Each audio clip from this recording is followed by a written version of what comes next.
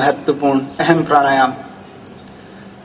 अंगूठे से दाहिने नासिका छिद्र को बंद करें और बाएं नासिका छिद्र से सांस खींचें और फिर जब ये दायां नासिका छिद्र बंद हो और सांस खींच ली हो तो तुरंत बायां नासिका छिद्र इन 2 उंगलियों से बंद कर लें और जो सांस ली हुई है उसको छोड़ दें। फिर उसी दाएं नासिका छिद्र से वापस खींचते हुए सांस लें, फिर दायां नासिका छिद्र बंद करें और बाएं से छोड़ दें। जब भी आप रुके तो बाएं क्रम से ही छोड़ते हुए ही रुकें। विश्राम भी बोला जाए तो अपना क्रम पूरा कर लें, बाएं नासिका छिद्र से ही सांस छोड़ते हुए हमें इस प्राणायाम को समाप्त करना है। 5 मिनट तक लगातार 1 से 3 सेकंड तक हम सांस अंदर लेते हैं और 1 से 3 सेकंड में छोड़ते हैं। 6 सेकंड हो जाते हैं। 1 से 3 सेकंड में वापस लेते हैं, फिर 1 से 3 सेकंड में छोड़ते हैं, फिर 6 सेकंड हो जाते हैं।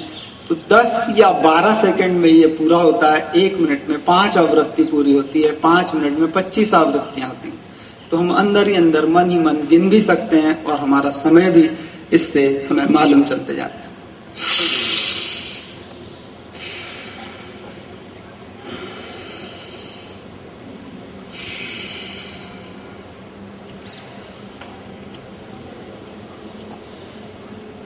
खासकर आंखों के लिए बहुत ही उपयोगी।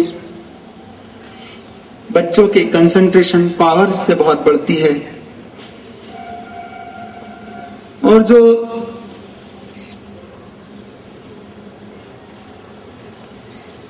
बच्चों को आजकल एक बहुत बुरी आदतें लग गई हैं। बर्गर खाते हैं, पिज्जा खाते हैं, मैगी खाते हैं और ये सब चीजें हमारे शरीर को बहुत नुकसान करती हैं। तली हुई चीजें खाने से बच्चों में एसिडिटी बढ़ती है, पढ़ने में मन नहीं लगता, पेट के विकारों के कारण हमारा दिमाग ठीक से काम नहीं करता, चिड़चिड़ापन आता है, हमारी याददाश्त पर इसका असर पड़ता है। तली हुई चीजें बच्चे कम खाएं। बर्गर यानी बर्बादी, पिज्जा यानी पेट को जो पी जाए, ठंडा यानी टॉयलेट क्लीनर और ब्रेड मतलब बेड पर लेट जाए। ये सब चीजें हमें अवॉइड करनी पड़ेगी।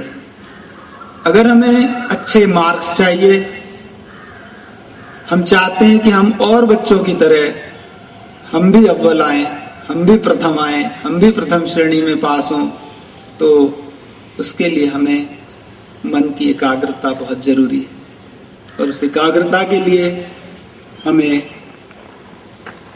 अनियमित दिनचर्या, असंयमित आहार को छोड़ना होगा। कुछ पाने के लिए कुछ खोना तो पड़ेगा ही। आपको बहुत खाने का शौक हो तो बच्चों को मक्खन और मिश्री के साथ मिस्सी रोटी खाना चाहिए, बहुत ही पौष्टिक होती है।